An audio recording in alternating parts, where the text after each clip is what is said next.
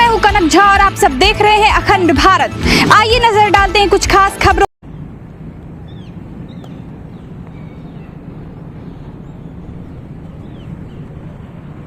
श्री पंकज हंस जी जो हमारे व्यापार प्रकोष्ठ के राष्ट्रीय दायित्व को लेकर चल रहे हैं, श्री पंकज हंस जी आप भी आ जाएं।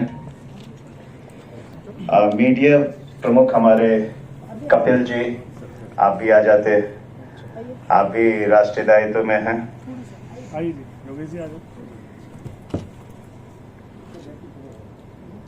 कपिल जी हाथ लगा लीजिए। हाँ जी इधर देखिए।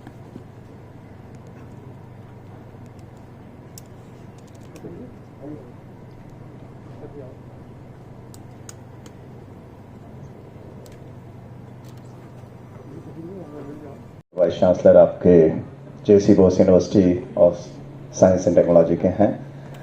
आप का कार्यक्रम एक और भी चल रहा है बगल में, भाई साहब अपना समय दिए हुए हैं, मैं आपका आभार भी, लेकिन सर जितना ज़्यादा समय यहाँ देंगे वो ज़्यादा अच्छा रहेगा। तो मैं अध्यक्ष के भाषण के लिए सबसे पहले डॉक्टर दिनेश कुमार जी को आमंत्रित करता हूँ। डॉक्टर दिनेश कुमार।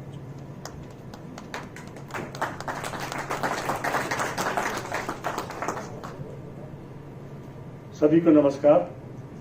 सबसे पहले मैं हमारा परिवार जिन्होंने आज इस कार्यक्रम का आयोजन इस यूनिवर्सिटी के प्रांगण में किया है उनका धन्यवाद करता हूं कि इस कार्यक्रम के माध्यम से हमारे ये यूनिवर्सिटी के जो स्टूडेंट्स हैं, टीचर्स हैं, उनके मन में भी कुछ एक अलग तरह की फीलिंग्स आएगी।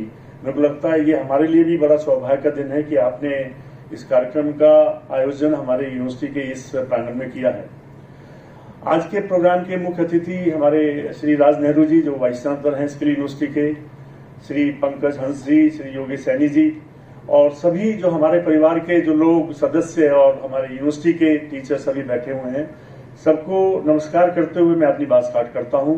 अभी हमारे शशांक शेखर जी बता रहे थे कि दूसरा कार्यक्रम भी चलने वाला है। हाँ, आज संडे होने की वजह से, इतवार की वजह से बहुत सारे कार्यक्रम चलते रहते हैं, लेकिन ये जो हमारा परिवार है शायद एक अलग तरह का एक बहुत इंपॉर्टेंट कार्यक्रम है। इसमें रहना हम सबको इसलिए जरूरी है कि आप सब लोग जानते हैं कि आजकल समय के साथ साथ क्या हुआ पिछले कुछ सालों में, खासकर 10, 15, 20 वर्षों की यदि बात हम देखें तो समहाउ जो परिवार की जो डेफिनेशन है वो पूरी तरह से चेंज हो गई है।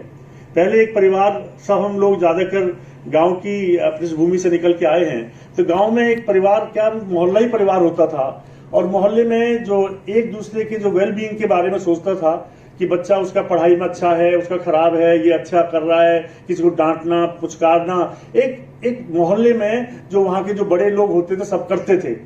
उसके बाद धीरे धीरे क्या हुआ, मोहल्ले की बात नहीं रही, परिवार तक सीमित रहने लगे और उसके बाद ऐसा आया कि इवन परिवार में भी एक छोटी सी यूनिट केवल माँ बाप और उसके 2 बच्चे रह गए। तो समहाउ जो परिवार जो एक वैल्यूज दिया करता था, जो सोसाइटी में रहने की कला और अच्छी चीज और बुरी चीज के बारे में बताया करता था, टोका टोकी करता था गलत चीज के ऊपर, वो चीजें सब खत्म हो गई। और यहां तक हुआ कि यदि कोई किसी को परिवार दूसरे लोग किसी को कहने लग जाएं तो लड़ाई तक नौबत आ जाती थी और आ जाती है। तो एक टॉलरेंस नाम की चीज तो खत्म ही हो गई। पहले मेरे को याद है जब मैं गांव में रहता था तो हमारे जो गांव के जो उस मोहल्ले के जो बुजुर्ग थे वो बाहर चारपाई पर बैठे रहते थे। तो कई बार तो ये होता था, शुरू में जब हम शहर से जाते थे तो सबसे पहले उनको नमस्ते करते थे, बैठते थे, बात करते थे, अपनी बताते थे, उनको सुनते थे और फिर घर में जाते थे। लेकिन कुछ दिनों बाद कई बार ऐसा भी हो जाता था कि हम सीधे सीधे घर में घुस गए, उनसे बात नहीं करी, तो उनके मन में एक अलग फीलिंग आती। तो कहते भाई कुछ दिन से ये लड़का जब से आ रहा है आपकी बात नहीं कर रहा, कुछ बात हो गई है, बदलाव हो गया है। तो मेरे को ऐसा लगता है कि जो मन की जो एक तरह की सोचने की जो वो थी उसको वो कंट्रोल करते थे कहीं ना कहीं इस चीज को, और हमें अपनी जो मेन जो स्ट्रीम है उससे भटकने से रोकते थे और कहते थे नहीं भाई ये समाज और परिवार एक बहुत इंपॉर्टेंट कंसेप्ट है, इसके साथ रहो। लेकिन अब क्या हुआ, समय के साथ साथ आपने देखा टेक्नोलॉजी का इतना ज्यादा यूज हुआ। हम घर में आप देखते हैं 4 मेंबर हैं, 4 में से 2 बच्चे हैं, 2 माँ बाप हैं। जब घर में बैठते हैं खाने की टेबल पे, अभी भी हम ये हालत हो गई है कि एक दूसरे से बात करने के बजाय किसी तीसरे व्यक्ति से जो हजारों मील दूर बैठा है उससे मोबाइल पर व्हाट्सएप या फेसबुक के थ्रू हम चर्चा करते रहते हैं। तो अब ऐसी चीज आ गई है कि हम परिवार के जो रिश्ते नाते हैं, एक तो जब बच्चे हमारे 2 ही बच्चे हैं तो उसकी वजह से जो चाचा का कंसेप्ट और जो बुआ का कंसेप्ट खत्म हो गया कई जगह। तो कई तरह के परिवार में ये जो ऐसी चीजें आई हैं, विसंगतियां आई हैं रगला, तो उसकी वजह से कई सारी खराब चीजें भी डेवलप कर गई हैं। और तभी उसी की वजह से आपने देखा होगा कि कई बार स्टूडेंट, उनमें इतना कम टॉलरेंस है, किसी बच्चों में इतना कम टॉलरेंस होता है कि छोटी छोटी बातों के ऊपर वो मर्डर तक करने के लिए तैयार हो जाते हैं। आपने ये भी देखा होगा कि मर्डर बाहर वालों का नहीं, इवन घर में भी करने के लिए तैयार हो जाते हैं। तो कहीं ना कहीं जो परिवार की जो यूनिट हुआ करती थी, जो परिवार की यूनिट की स्ट्रेंथ होती थी, जो सिखाती थी कि बुरा क्या है, अच्छा क्या है, टॉलरेंस कैसे है, वो सब चीजें खत्म होगी समाज में। और मेरे को ऐसे लगता है कि जो हमारा परिवार प्रकल्प अभी हमारे भाई बता रहे थे कि जो इसका कंसेप्ट जो निकाला है वो सच में एक प्रशंसनीय कंसेप्ट है कि समय के साथ साथ ये हमें पारिवारिक जो वैल्यूज हैं वो भूल गए हैं, और ये भुलाने को बचाने के लिए, बताने के लिए ये हमारा परिवार उसका बड़ा इंपॉर्टेंट रोल रहने वाला है। तो मैं आज बहुत खुश हूं, बड़ा गर्व की फीलिंग भी है कि ये काम हमारा परिवार हमें याद दिलाएगा, हमें हमारे बोध की वैल्यूज की, हमारी जो इम्पोर्टेंस है उसके बारे में याद दिलाएगा। और आने वाले समय में जैसा आपने कहा कि ये हमारे देश में इतनी हालत होगी, विदेशों में तो और बुरी हालत है, और बुरी हालत है।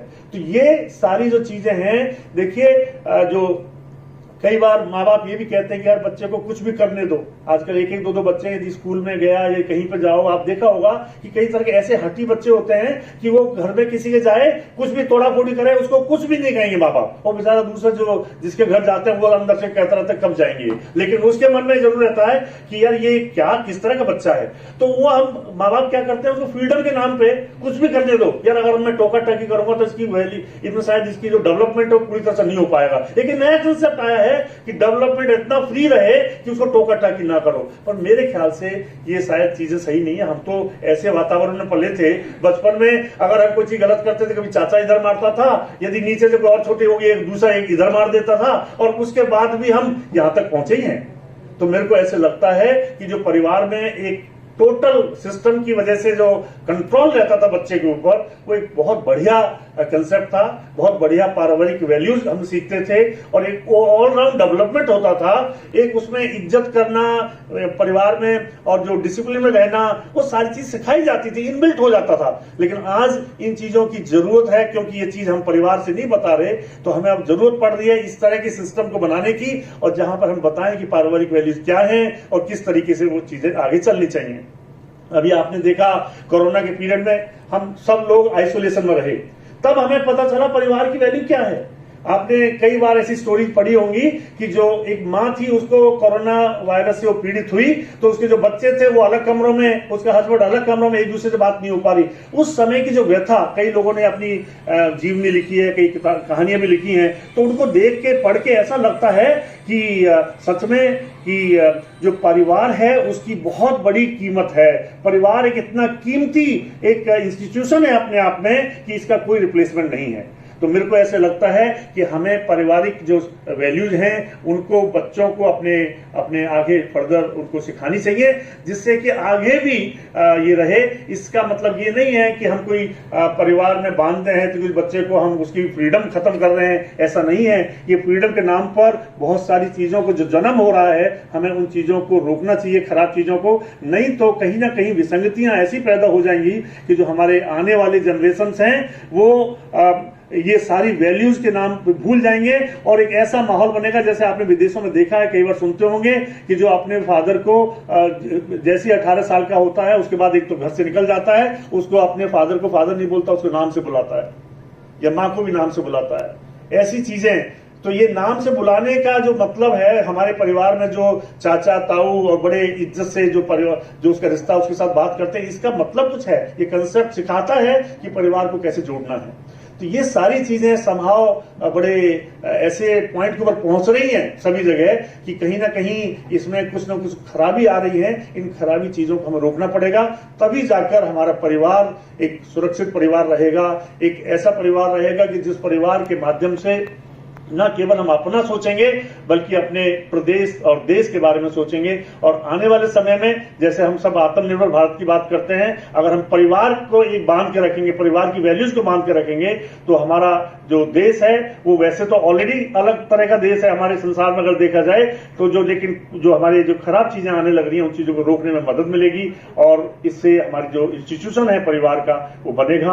आपने मुझको यहाँ पे समय दिया, उसके लिए बहुत बहुत धन्यवाद आपका शेखर जी। और मैं बहुत बढ़िया स्पीकर नहीं हूं, पर इतना जरूर कहता हूं कि आपका आज का जो कार्यक्रम ये सच में सभी के नजदीक, दिल के नजदीक होना चाहिए, क्योंकि हम सब लोग इस चीज से, इस दौर से गुजर रहे हैं जहां परिवार के ऊपर एक ऐसा संकट से पैदा आ गया इस इंस्टीट्यूशन के ऊपर, somehow बिकॉज ऑफ टेक्नोलॉजी और बिकॉज ऑफ सम वैल्यूज और बिकॉज ऑफ सम कंसेप्ट की फ्रीडम देनी है हम सबको, और हमें क्यों किसी परिवार में बंधन में बंधना है। इस वजह से ये इस तरह के प्रोग्राम आयोजन करना बहुत जरूरी हो गया है और हम सब लोगों को आगे इस तरह के प्रोग्राम करने से। तमाम बड़ी खबरों से जुड़े रहने के लिए देखते रहिए अखंड भारत। वीडियो को लाइक कीजिए, शेयर कीजिए and subscribe the channel for more update.